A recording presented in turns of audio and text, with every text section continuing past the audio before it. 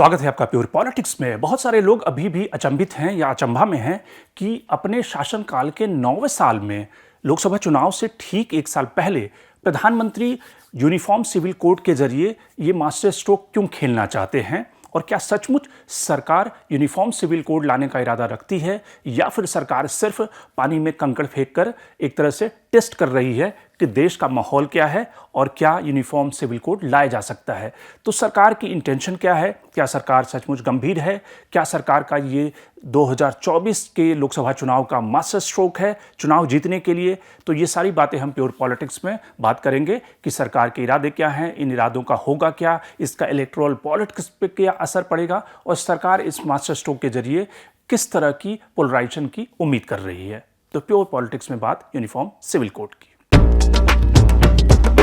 अगर आप प्रधानमंत्री नरेंद्र मोदी को जानते हैं तो आपने देखा होगा कि 2014 का लोकसभा चुनाव,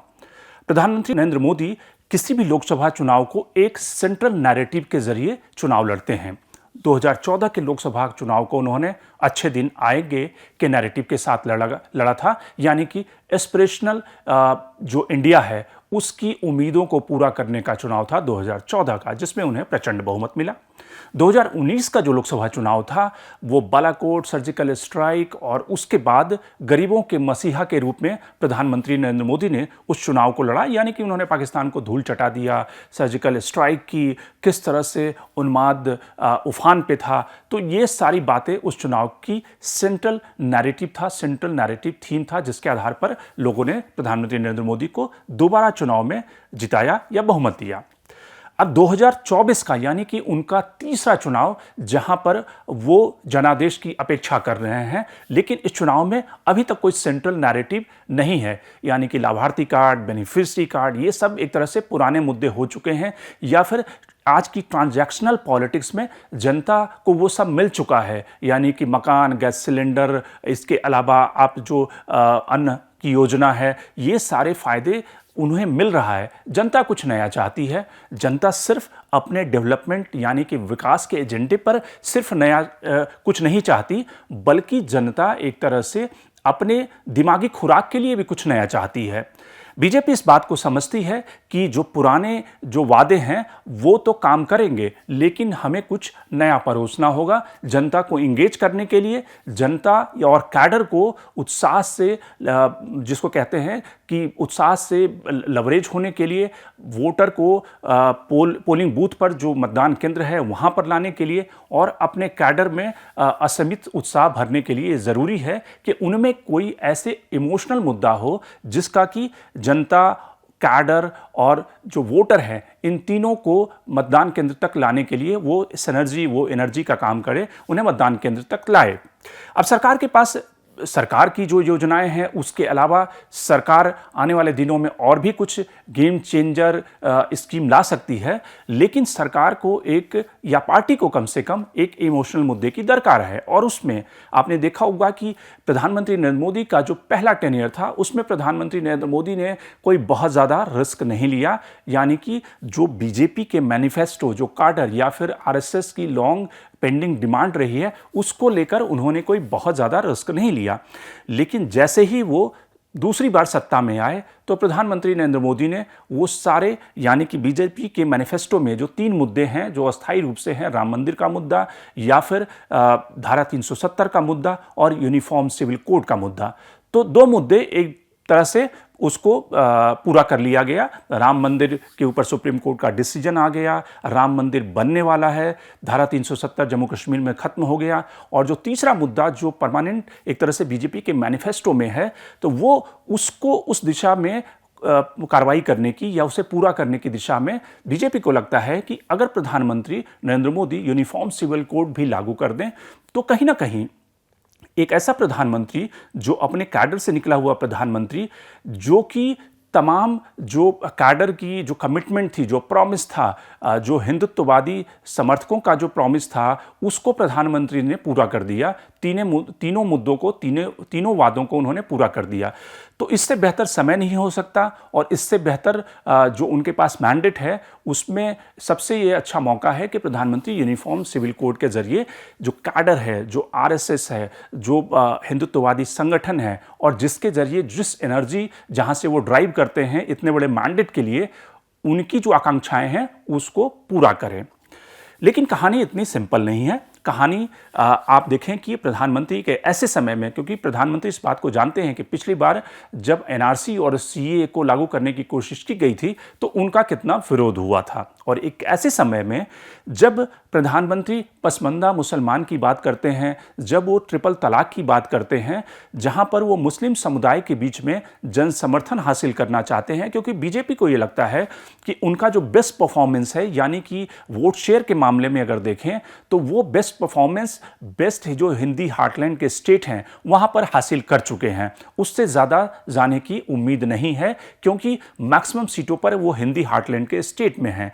तो अब अगर बीजेपी को 50% के ऊपर जनादेश को हासिल करना है, तो उस जनादेश को हासिल करने के लिए और उसे मेंटेन भी रखना है, उसे बरकरार भी रखना है, तो उसके लिए ज़रूरी है कि वो मुसलमानों के उस पिछड़े समुदाय का जन समर्थन हासिल करे। और जिसके लिए प्रधानमंत्री लगातार अपने भाषणों में, बीजेपी की बैठकों में पसमानदा मुस्लिम की बात कर रहे हैं, जो पिछड़े हुए हैं, गरीब हैं, दलित हैं, जिससे कि गैस सिलेंडर भी मिला है, जिससे कि मकान भी मिला है, और सरकार की तमाम जो बेनिफिशरी स्कीम है उसका फ़ायदा बहुसंख्यक हिंदुओं के समानांतर जो मुसलमान हैं, जो पिछड़े हैं, उनको भी मिला है। तो प्रधानमंत्री चाहते हैं कि क्यों ना उन्हें टैप किया जाए, उन्हें वोट बैंक के रूप में तब्दील किया जाए। और इसीलिए पिछले कुछ सालों में आपने देखा होगा कि जो आरएसएस प्रमुख मोहन भागवत के एक डीएनए वाले जो स्टेटमेंट रहे हैं, उसके पीछे की रणनीति यही रही है कि मुसलमानों का जन समर्थन भी हासिल किया जाए, और अगर जन समर्थन न भी मिले तो कम से कम उन्हें न्यूट्रलाइज किया जाए, जो वो बीजेपी का विरोध करते हैं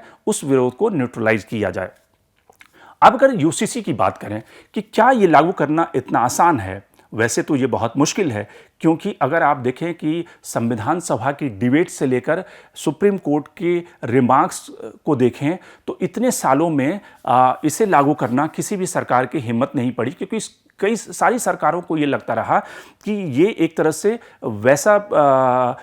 न्यूक्लियर बॉम्ब है जिसका कि बटन दबाने से बहुत बड़ा विस्फोट हो सकता है। क्योंकि अगर आप पूरे नॉर्थ ईस्ट को देखें, नॉर्थ ईस्ट की जो कल्चरल डाइवर्सिटी है और जो ट्राइबल्स हैं, वहाँ पर कई तरह के जो उनके कस्टमरी लॉ हैं, जो उनके विवाह को लेकर या फिर पॉलीगैमी को लेकर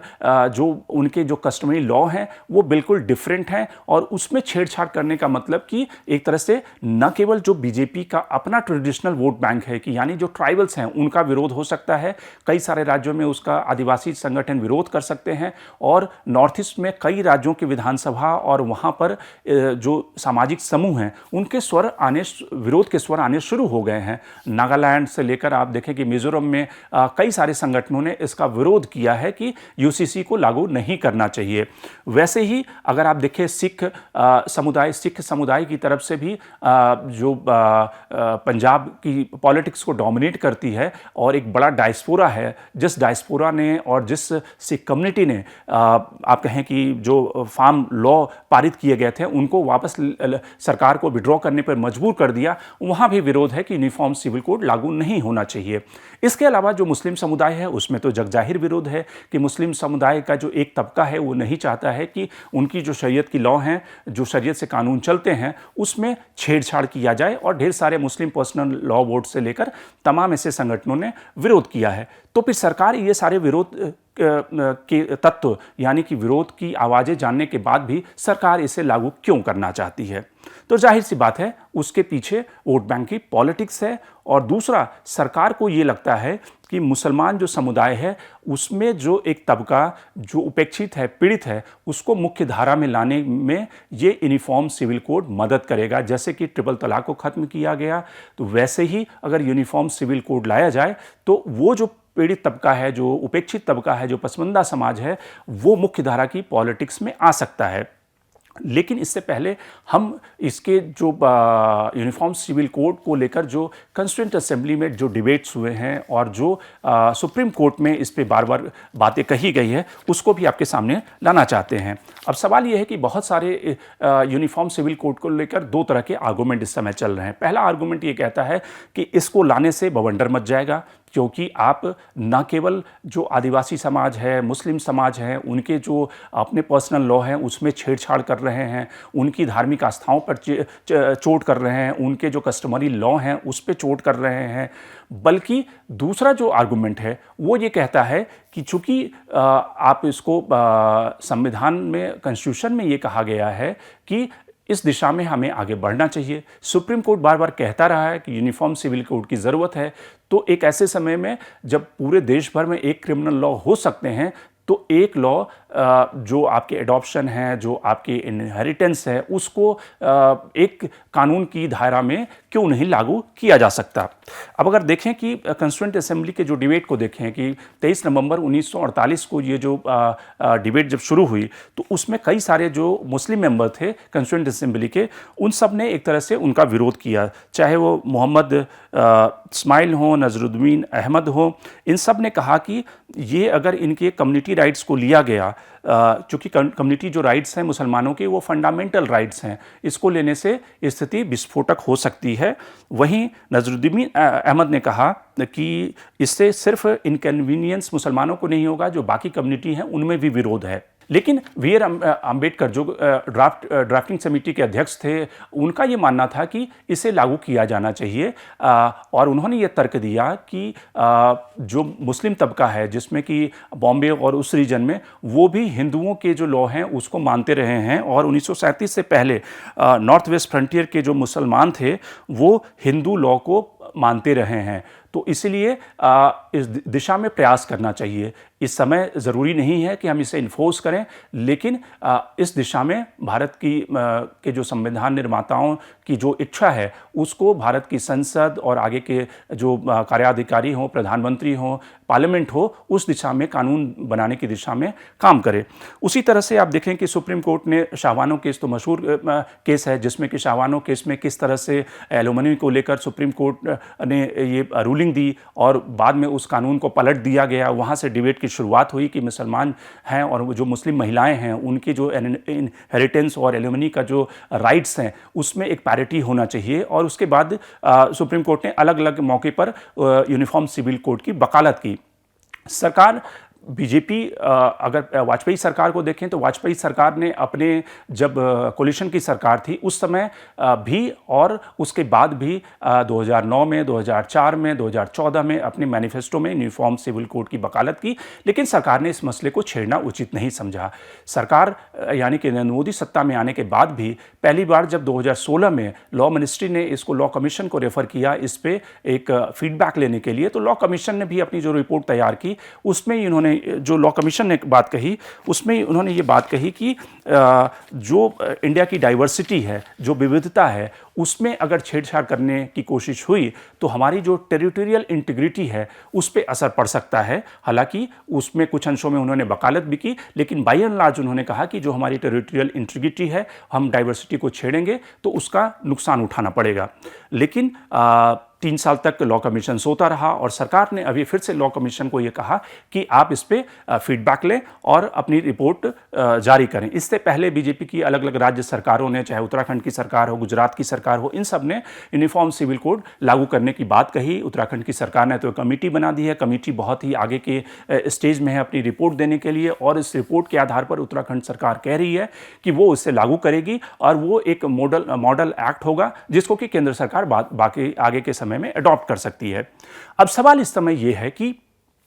सरकार को लगता है कि सरकार को चुनाव में जाने के लिए एक ऐसे पोलराइजिंग, एक ऐसे इशू की ज़रूरत है जिसके ज़रिए मुसलमान विरोध करेंगे, बाकी जो पॉलिटिकल पार्टियां विरोध करेंगी, तो हिंदू पोलराइज होगा, हिंदुओं का ध्रुवीकरण होगा, और हिंदुओं का ध्रुवीकरण होगा तो बीजेपी सत्ता में आसानी से आ सकती है। दूसरा, जो कर्नाटक के चुनाव के बाद, विधानसभा चुनाव के बाद कांग्रेस के पक्ष में एक मोमेंटम बना है, या कांग्रेस को ऐसा लगता है कि वो तेलंगाना में और बाकी के राज्यों में एक मोमेंटम के सहारे नरेंद्र मोदी की सरकार को जो बेसिक मुद्दे हैं उस पर घेर सकती है, तो सरकार को लगता है कि जो विपक्ष की यूनिटी और जो बैठकें हो रही है, जो यूपीए 2, यूपीए 3 बनाने की कोशिश हो रही है, उसको तोड़ने का एक ये नुस्खा है कि किस तरह से विपक्ष को डिस्ट्रैक्ट किया जाए, उनके एजेंडे से डिसलॉज किया जाए, और पोलराइजेशन की पॉलिटिक्स के सहारे सरकार, क्योंकि आप देखें कि अगर सरकार इसे मॉनसून सेशन में इंट्रोड्यूस करने की कोशिश करती है, उसके बाद ये बिल